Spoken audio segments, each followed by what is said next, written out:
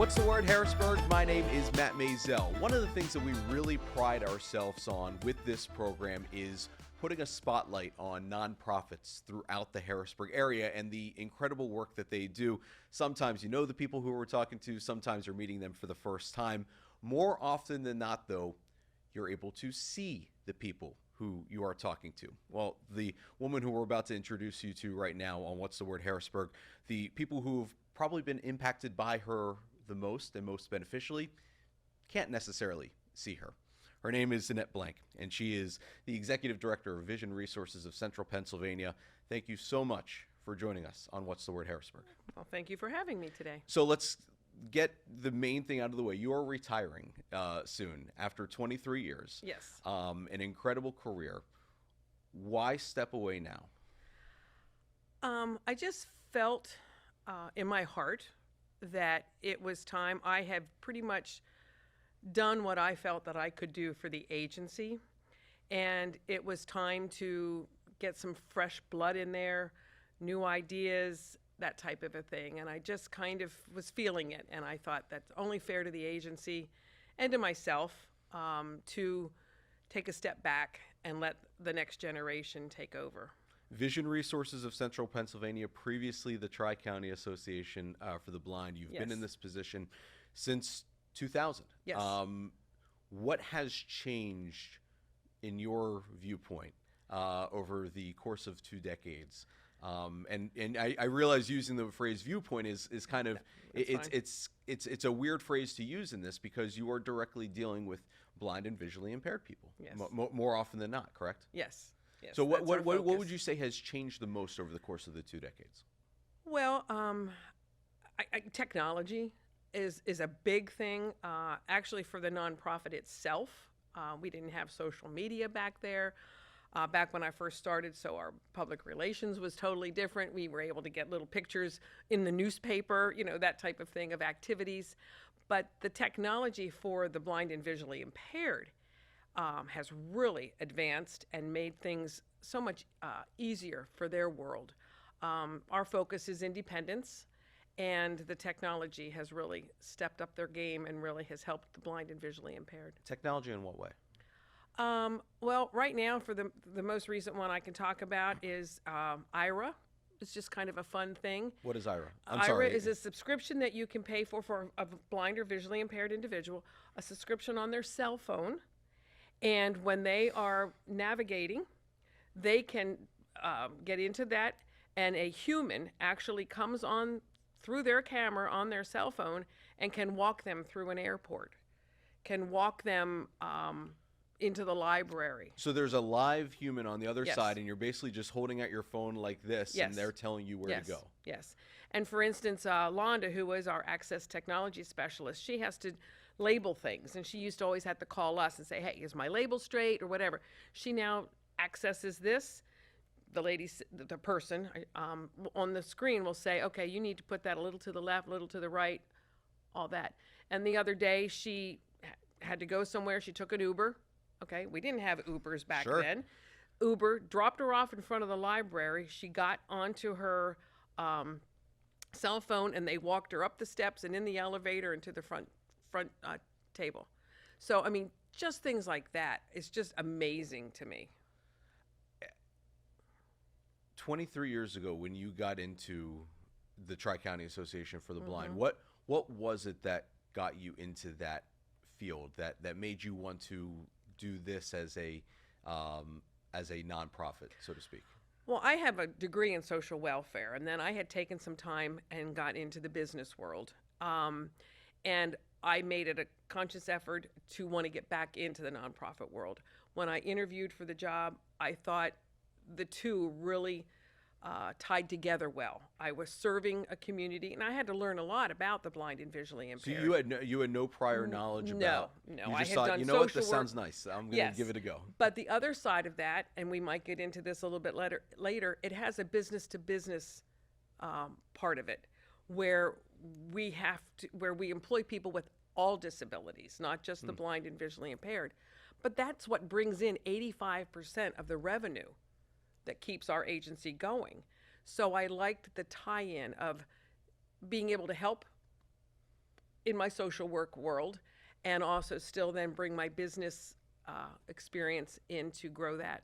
So let's go back to 1999, early 2000, when you're kind of making that transition. What were you doing before, if you don't mind me asking? I was the general manager of manpower staffing. Okay, It's a temporary service. So this is a 180-degree change for you.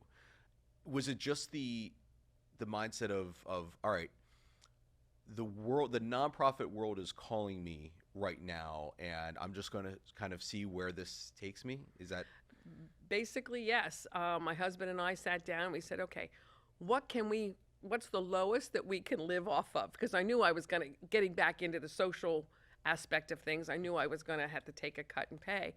And going into the nonprofit world, we said, okay, this is what we can live, this is what we need. And that's exactly the exact amount of money that they offered me. So I just thought, it's telling me that this is where I need to be. And you come into this job with no experience working with the blind before, no family members who were blind or or visually impaired or anything like that. And you said, yeah, you had to learn a lot about, being visually impaired and being blind and what that means. Do you remember what the biggest changes were that you kind of had to educate yourself on? Common courtesy. I think it was one, because you had mentioned earlier, you used the word view. You, yeah. You can talk just like anything else. What did you see what did you watch last night on TV? And I had to get over that. I had to know that they talk just like we do. And I always tell people the biggest thing I remember, and I like to talk, and I will go into people's offices and just talk. But when you leave someone's office who is blind or visually impaired, they don't know you're walking out. So they continue to talk. So that was one of my things, was common courtesy. Tell them that you're entering their office. Tell them that you're leaving their office. Those little things that I just had to, and the respect. In writing, lots of times people say, oh, the blind person. And they're a person first. So we identify the person who is blind, the person who has a vision impairment, that type of thing. So I had to learn those little things. It's almost like in order to go into a field where you're working every day with blind and visually impaired individuals, you need a communications degree as well, because that communication is so important, and it's little things that we take for granted. You and I, we're talking right here, we're looking at each other, that you don't have, or when you're talking with someone else. What did you find was the biggest, whenever you're dealing with someone with a disability, there is a lot of, for lack of a better term, ignorance that comes with that community, from the general public. People don't realize necessarily, and you just kind of mentioned one thing right there with just talking to someone. Yeah. What did you find were the biggest areas where blind and visually impaired people were misrepresented or not understood in the general public? Well, two things.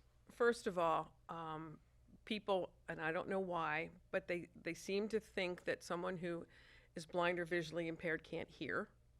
So they talk very loud when they're addressing them. The other thing is, if you're standing there with someone who is blind and visually impaired, the person talking seems to talk to the sighted person and not to the person who is blind and visually impaired. And that's the first thing. You talk to them. I'm just here. I drove them here. Talk to this individual. And I think people don't give the individuals enough credit. I think they think that there's something other things wrong with them. Some of the smartest people in the world are blind. Oh my gosh, yes. Treat them as such. Yes. And don't treat them any differently. They don't want to be treated any differently, and you don't have to. So are you acting as their advocate, or what? I mean, when we want to work with them. We have a camp for young kids, and we really want to start them young to be their own advocate, because even we have to be our own advocates when we're going after something. And So yes, we advocate for them, but we want to work with them, getting them as independent as they can be so they can advocate for themselves. You mentioned the camp, and I kind of want to get into that a little bit because I love the concept of a camp for kids who are visually impaired. Vision Resources of Central Pennsylvania, what are the main resources that you help visually impaired and blind individuals with on a day-to-day basis? On a day-to-day basis, well, we do have caseworkers, and they go into the person's home who was blind and visually impaired, and we get referrals from all different areas. But we assess what they need, and we actually come in and kind of take over for family members that might be missing. We get them, we provide transportation to doctor's appointments, grocery shopping, help them pay their bills. We run support groups, and we do Dauphin, Cumberland, Perry, and Franklin counties. Those are our four. We also then have a access technology specialist that I'd mentioned before.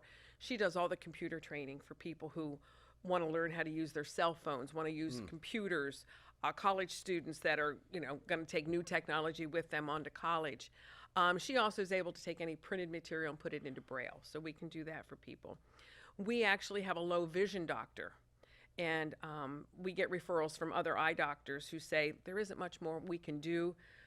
Contact the low vision doctor, and he works with, and what we have also is an occupational therapist who specializes in low vision and gets them using, it could be as simple as a different lighting source, all the way up to a different piece of equipment or a computer that she goes into their home, helps them set up, handheld technology.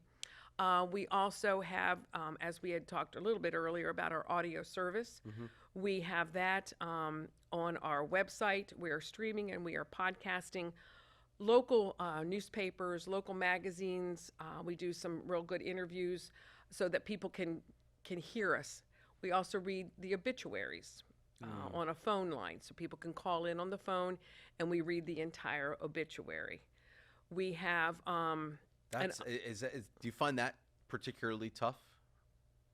Tough in what respect? I mean, when you're everything you mentioned up to that point is about living, and then all of a sudden, and then because I imagine you're dealing a lot with senior citizens. Senior citizens, they love the obituaries.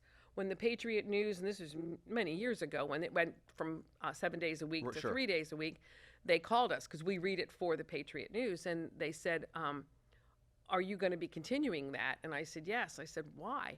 And they said, because that was the number one complaint of people when they weren't going to get their newspaper every day, the obituaries. And senior citizens love the obituaries. Why?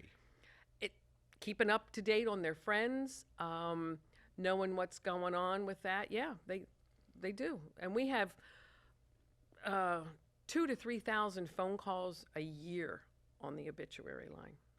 So just people are calling up, say, hey, could you read me the No, obituary it's already section? recorded. We record them every morning, and we say the county it's in, and then so press 1 for the obituaries.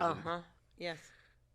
You just read out the obituaries, and that is one of the most popular. I'm not trying to stress on this, but that's not what I anticipated. Yeah. Here. It's very popular. Yeah. Wow. Yeah.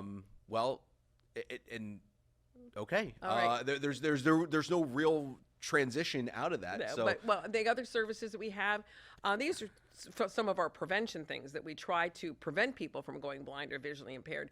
We have a free eye clinic, and we work with some volunteer doctors. They do free eye exams, and then we have some funding that we get people into free glasses. Okay. And then we also have a prevention department where we go into the daycares and preschools, and we do vision screenings. We want to get to the kids before they get to school and have behavior problems or learning problems because they maybe never knew what they're not seeing from that. And because it's hard for kids to verbalize when something is wrong because they don't know any better. Right. Or they were born that way. Right. And they didn't and they don't realize something's wrong. They didn't know that everything wasn't blurry. So those types of things that we do. And then we also do the independence in the sense of the employment. And we have grown in the 23 years.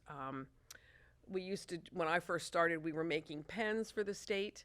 And we have a contract with a company called Unique Source. And we work closely with the state to employ people with disabilities.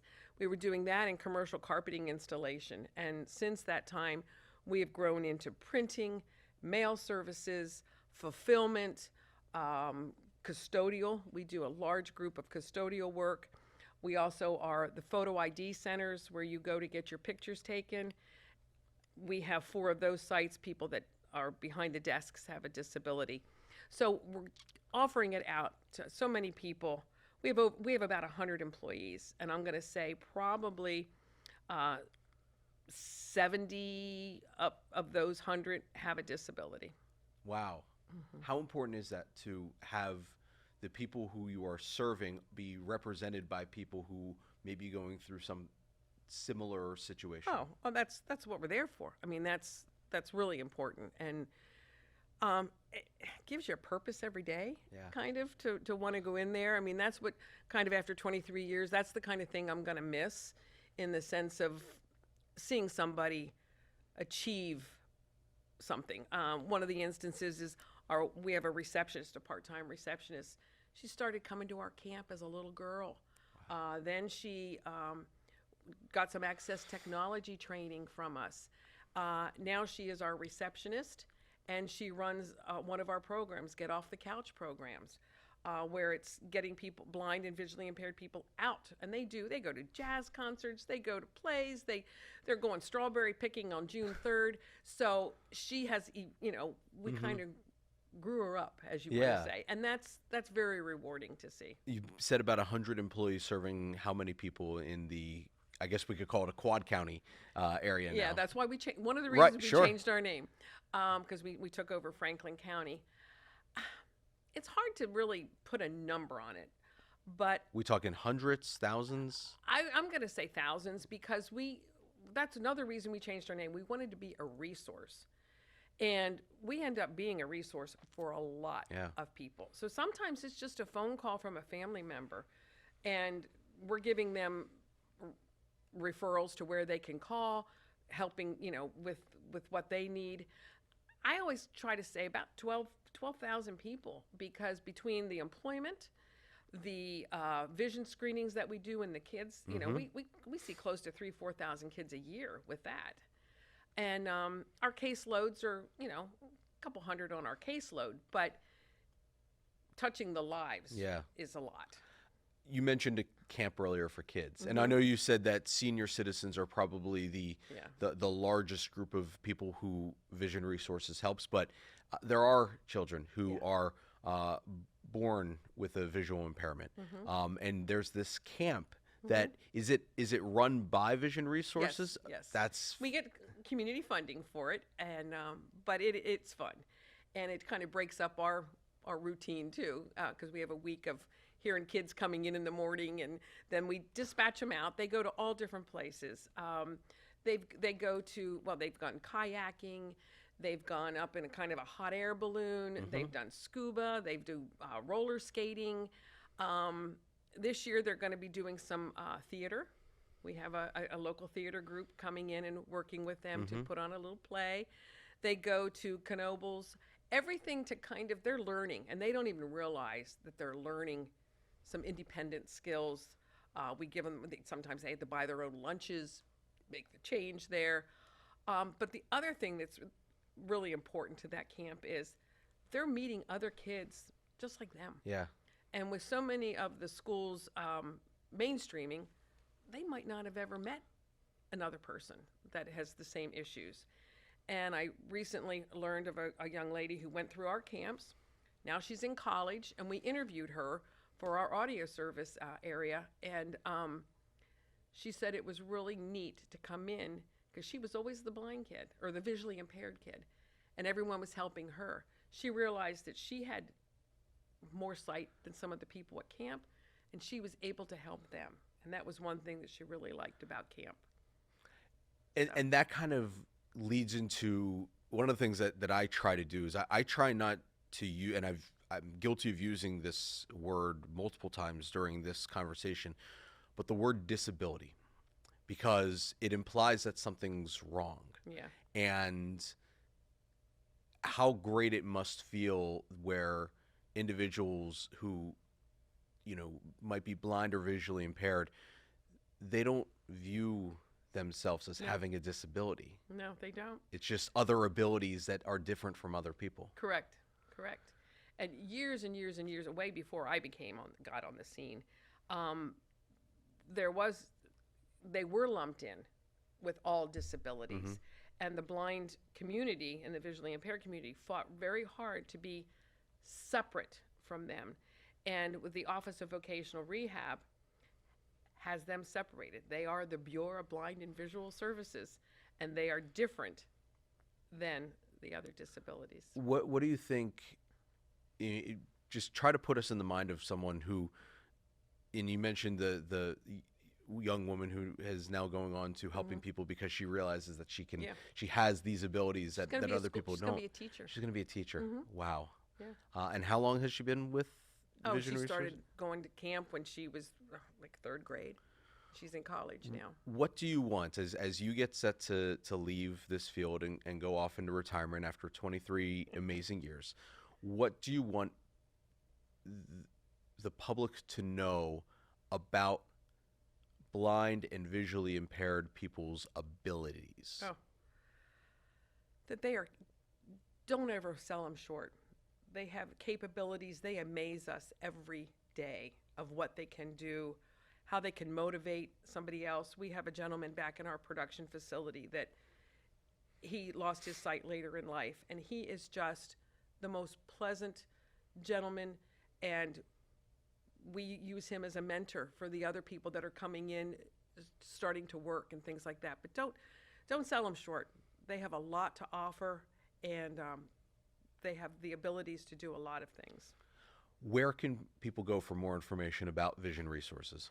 Well, our website is very easy, vrocp.org, or they can call us, 717-238-2531. Can I just say one more thing? Absolutely. We were talking about experiencing things, and I want to give 2 examples of where people can experience this. We do fundraisers and awareness events, and the 2 that we have that are awareness events, in July we have the Vision Bowl, and that is you bowl, you come in with a team, you bowl, get practice, and then the second time that you bowl, second game, we give you simulated eye diseases, and those are the glasses that you bowl with. That's a lot of fun, but it gives people, eye-opening experience, no pun intended. And then the other thing that we have is Evening in the Shadows, and that is a 5-course meal, always somewhere different in our area here. Each course is paired with a different wine, but you experience the whole night blindfolded. So you walk in and you immediately had to give up your independence to a complete stranger who is walking you to your table. You don't really know what you're eating. Sometimes you don't know who you're sitting with, and like you said, we're a visual. You comment on somebody's outfit or anything like that. So you got to find out who's at your table. If you have to go to the restroom, you have to raise your hand. And at the end, we have them take off their blindfolds and say, see, our people that we're helping and working with can't do this, but you can. It's like the ultimate blind date reality show, Yes. game show competition, Yes. but it's real life. So if anybody out there really wants to experience what our clients are feeling, those are 2 wonderful, fun. And when is that again? July 18th, I believe. I think it's a Monday. And then Evening in the Shadows is always the first Thursday in November. Okay. And I don't know exactly that date or where it's going to be this year because we try to surprise people. And where, again, can people go for more information about those programs? vrocp.org, or they can call 717-238-2531. Danette Blank, congratulations on an incredible career leading Vision Resources. 23 years, retiring in the next couple of months. Yeah. Got it. Yeah. We're working on the replacement as we speak. Sounds good. Thank you for everything that you've done helping blind and visually impaired people throughout central Pennsylvania. All right. Thank you for having me. That's The Word, Harrisburg. Thank you so much for joining us on Channel 20 WHBG. We will catch you next time. Take care.